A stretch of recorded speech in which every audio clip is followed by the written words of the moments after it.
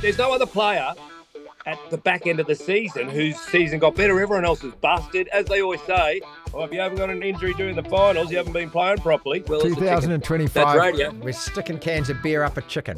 Sorry, it's a job. I can build houses, but this is more fun. DSPN, the Devlin Sports Podcast Network. It's that time again, which means the weekend is approaching, which means Greg Martin, former Wallaby fullback and Triple M breakfast host out of Brisbane, joins us. Locke reckons you're looking a little bit Reece Walsh there, mate. I don't know where he gets that, how he draws those dots and connects that, but what do you mean, Lachlan? Is that a toilet water relation? You know, there is a mob in Australia called Reece Plumbing. I don't know if they exist in New Zealand. Do they Reece Plumbing? I don't know. Well, they should do. There's some sort of deal. Well, they're really big plumbing supply place here, and the rumours is he's going to be the face of Reece Plumbing anyway. Of course he is. Do you know? Of course he is. The Broncos and he have not lost a game since he drank out of the toilet. That's a fact. And a lot of kiddies, I believe, are starting to slurp from the listen, it wasn't toilet water. That's the whole point of this, though, isn't it? Like, he was outstanding again, though, for the Kangaroos. Has that got any traction over there, that tour? That's your second test this weekend? All right. So there was a bit of excitement simply because we hadn't been without rugby league. We'd been without rugby league for a few weeks. Everyone stayed up. It was midnight last Saturday night. And then we realised how crap the English team is. That English team now is probably the 6th rank. So we're sort of going, why are we wasting our time here? Tonga, Samoa, New Zealand, that's where the action is.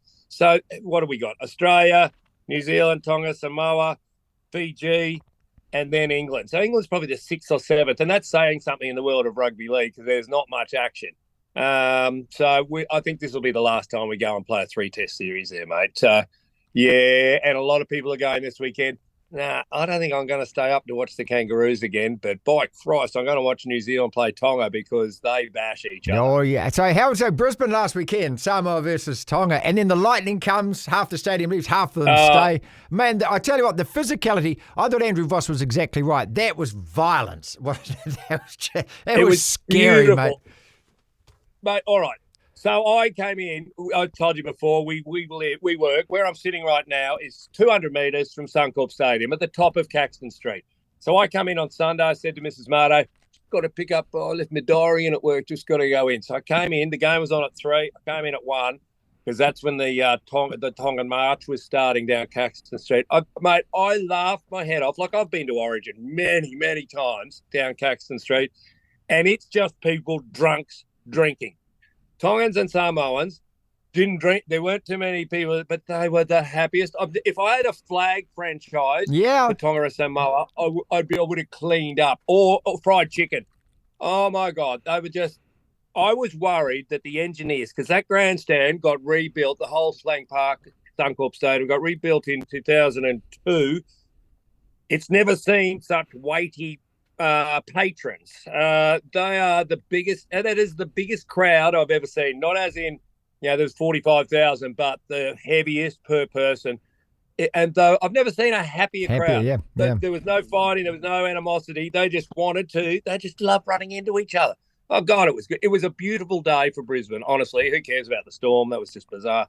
But it was wonderful. Samoans and Tongans are so wonderful. Aren't they? Look, and I look, every time that they play here, and, because, we are a stoic, well, especially with rugby, we kind of watch rugby like this. Warriors fan base is different. The football fan bases are different. But just seeing the flag wave, the singing, I love it all, mate. I just think that if it adds something to the atmosphere. If you want to go and have some fun, go along when Samoa or Tonga are playing, because it just adds a fun element to the crowd. It's so. Well, you have a look at the English Premier League. The crowd's there. They all know their song. They've all got their songs. They've all got their ditties and all the rest of it. The Broncos in NRL and rugby, the people are so boring. It's almost, I'm embarrassed to show that I have passion for my team. Yep. That's our rugby crowd. Whereas the Broncos have nailed it. I don't know if you see it from afar on telly, but when they've got that Fratelli song, have I spoken to you about this before? Da-da-da, da-da-da, da-da-da. This is what happens after every try. The whole crowd, you can be an idiot and you can still do that, and you're part of it. Yeah. I don't know. I can't. Other clubs have got to get it going, and I'll give you let you in on a secret. The guy rang me the other day, the Broncos media guy or ground, their ground experience guy, whatever. He said, "Oh, can you do?" I said, "Yeah, I haven't done that sort of stuff ever. Do a bit of ground stuff." I said, "You need a thing like the Broncos." Have you seen that on TV? They all go nutso in the stadium. It's amazing. You got 40,000 people doing the same stupid dance. The Reds next year are going to get split ends. Well, maybe I shouldn't reveal this. Here we go. I see red. I see red. Great. I see red. What a way to entering the field. So it's really important to get that. If you've got a crowd turning up, get them involved and make it really simple. Sorry, I got you sidetracked there. Just before you claim this like Crowded House and Far Lap and the Jandal and the Pav and everything else, split ends, New Zealand band. New Zealand band, New Zealand song. Yeah. Fine. But it's got the word red in it and it works, okay? Yeah. Fratellis, I don't even know where they are with that song, but it's very popular. Listen, don't get really crotchety about us stealing everything, okay? You can have Russell Crowe back. Oh, I love Russell Crowe. Who else? You can have Far Lap back. She's not We taught you how to America's Cup. You can have the Blitters. Oh, that's right. You can't say that because you don't actually have it, do you? Hey, Lachlan wants me to ask about Reece Walsh. He said, just before we get on to the rugby, have you ever seen any player... And the amount of time you've watched rugby league be at the peak of his power like that guy is right now. Like, I know that we've seen fantastic players in the past, but he's reached a level of performance in the last few games of the regular season, then into the playoffs, and then that first Australian test. He's playing at a level now. I mean, he just seems to have gone up like this. Like, if you've got a bell curve, he just like that, isn't it? It's not a slow growth. All of a sudden, he's just flicked a switch and he's just gone boom. Well, you guys know because he was at the Warriors for those couple of years. But there's no other player at the back end of the season whose season got better. Everyone else is busted. As they always say, if you haven't got an injury during the finals, you haven't been playing properly. He has just, everyone else has gone backwards or gone, I've got to go on this overseas tour with the Kangaroos. I've got to, we played our grand final. He's getting better with each game. I've never seen anything like it. It's a exponential growth in his game. He's virtually unstoppable at the moment. Good on him. So I've decided now not to push back against him just because I'm a grumpy old bastard. I've now gone, Christ, I was a left-footed fullback. There was nothing like the speed of him. So I'm now going, Embrace it. This is the guy. Did you see him after the game going around? His pants fell down and he goes into one of the fans. And so he's wandering around in his dick stickers. Oh, crikey. Anyway, I'm just jealous. He can do whatever he wants, mate. It's Reece Walsh. He does what he wants. Okay, we got a couple of rugby tests this weekend. So just explain to us. So obviously against Japan, what were you doing against Japan? That was our B grade. Right. Okay. Sorry. That was our reserve grade team. Okay. The bloke who captained them, that Richard de Cresby, champion de Cresby, whatever his name is, can't even say his name. Therefore, that's why I don't commentate anymore. He's on the reserves bench, so that's all you need to know. So it was the pretend team, and now we're full on. But they're allowed to use their all their players that are playing in the English Premier competition, but the Aussies who are playing over there aren't being released. So it's sort of an uneven playing field as far as I'm concerned. So I've got hope without too much conviction, mate. I don't think it's not our best team either. But last year, this was the victory, wasn't it? This was the victory that all of a sudden everyone went, oh, hang on a second, maybe they can do the Grand Slam when you won it really late. Perhaps. 43-37, whatever the score was last year. Yeah, that sort of set us on the way and everyone went, oh, righto. I'd hope so, but I get anyway, we'll see. We need this because of the draw for the World Cup. Yep. We're hovering 7th, 8th, 9th and all the rest of it. Oh, it's making me nervous, mate. I want you in our pool at the World Cup. I want you in our pool. That's because all of a sudden that just changes everything. You're at home.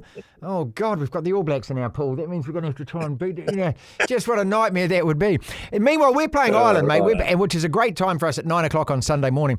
And this is the first of the 4. We have to win this one. So the team that was announced today, our strongest team. I like it. I like the fact. I like the thinking. It doesn't matter. Just play the best team and go and win the goddamn game. Now, has the chatter been over there? Because we're already talking before. Well, we know we played Japan, but I'm not counting that one. We'll have to change the team next week and we got to reserve. Why? What happened to the days is there's our best team. We're expecting to play it in all 4 matches. Yeah. Is that the New Zealanders got that attitude or we have not? to. Mate, just think of it like a World Cup. You have to play quarter, semi-final on consecutive weekends at 3 matches in 14 days. You have to win all those games. Play your best team. They've got a week in between the games to ease hurt or get over injuries or get massaged or whatever. You know, you don't have to tune them up every day during the week. Just pick the best team and go out and win the games. What's so wrong with that? I'll take that point one further. Because I grew up before I played my first test, I was on the bench 9 times without getting on, because you remember the old days? Well, see, now, a doctor had to... Honestly, you'd have 2 weeks off mental health leave if that's the case now. You'd have a support puppy being given to you. You'd have HR and the Players Association going, he's been on the bench for 9 weeks and hasn't played. Why do we have to give everyone a run? Like, it's not primary school and, we'll hurt his feelings. No. Why do we replace playmakers with 6 minutes left and you're 2 points behind? No. Leave the guy who you decided was the best playmaker on the field. I think that's incredible. Do you know who brought this in? Do you want me to take you on a history lesson? Go on. When Rod McLean was coaching the Wallabies and professionalism just started, the problem was, if you're on the field, so it had just changed from you didn't need a doctor to sign off, okay? So what happened, you were on a different pay level. If you didn't get on that field, you were on the field, you were getting paid like $10,000 a game or whatever it was at that stage.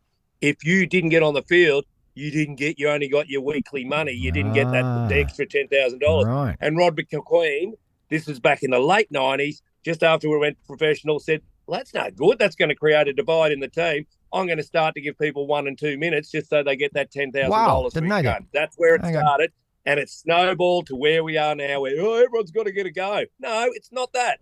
If you're the best, stay on the field if you still got a bit in you. I think so. And then Mick says that as well. He says it's the last 20 minutes. All right, no solar panel Pat for the first Ashes test.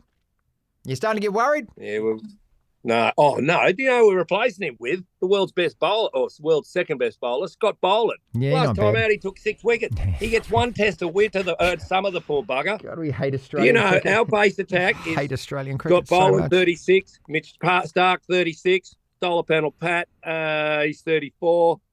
He's the fourth one. Oh, Hazelwood, 34. Yeah. We have not got one player under the age of 30 in our team. So we're experienced, that's right. You off doing the building? Hey, no, before I go, what happened? You've just done another listener giveaway. What did they win this week? Oh, well, I told you last week was 5,000. Everything's ridiculous.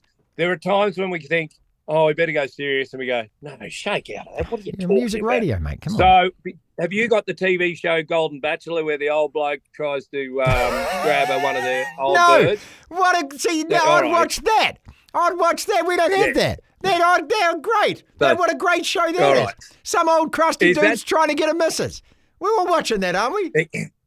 So all these desperate wives who have either been divorced or husbands have died, they have frocking up and all the rest of it. They look quite tasty. Yeah, they're feisty 50s and sizzling 60s. There you go. There's 20 of them. Golden Bachelor. All right, so it's on in Australia. Apparently it was top rating in America and it's going all right here. Do you know what a bachelor's handbag is? Yeah, the chicken. That's the roast chicken you come home from the supermarket. Chicken from the supermarket. There you go. All right, so we've gone Golden Bachelor's handbag. And do you know Forex? You understand Forex, the beer brand? There's a There's a Forex Gold. So my job, and sometimes I go, listen, I'm a qualified carpenter and a qualified builder. I have a university degree as well. But I'm sticking cans of beer up chickens' clackers. And we had 5 men. So one of them drove 92 kilometres to be here. And we said there's a major... Well, we didn't actually say any major prize. We just said you get to keep the chicken and the beer. And 4 of the chickens had soft drink up their clacker and one of them had a gold beer. And that was the Golden Bachelor handbag. And they still came and they were so happy. They were just happy. And then got to shake their greasy hands because they had to pull the chicken apart. So they all took home a chicken and one of them took home a beer as well as the chicken. 2025, that's radio. We're sticking cans of beer up a chicken. Sorry, it's a job. I can build houses, but this is more fun. This is the DSPN.